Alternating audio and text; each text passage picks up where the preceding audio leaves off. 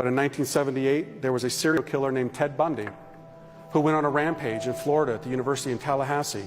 And he massacred 2 girls in a sorority house, and he went into another girl's room to kill her. He had the weapon, the blood from the other girls on his hand, on the knife. He barged into the room, and all of a sudden a mysterious force repelled him from the room, and the weapon was thrown out of his hand. Why? Well, the girl in that dorm that night had fallen asleep with a rosary in her hand.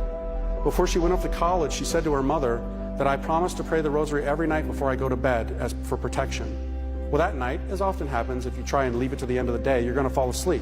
She fell asleep. When the cops came, they saw the girl in a basically catatonic state. She was like paralyzed with fear. She said she didn't want to talk to anybody but a priest. They got a priest, a Monsignor came, and she told the priest that what she had told her mother about making that promise. Years later, when Ted Bundy was on death row, he asked to speak to a priest. Guess which priest came? The same one. And they had a little conversation. And Ted Bundy said to him, you know, there's something I don't understand.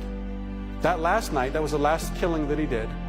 I had killed those 2 girls, and I went into the other room, and some force threw me out of the room and threw the weapon out of my hand. Can you explain that to me? Actually, I can. That's what the priest said. He said, I talked to that girl that night. She had made a promise to pray the rosary, and she had it in her hands. You weren't aware of it, but there was a power in those beads that threw you out of the room. This thing, my friends, has power. Saints of old would simply lay it on people who were possessed, and demons would shriek out of them. You know, today we look at this and we say, oh, that's just nonsense. No, it's not nonsense.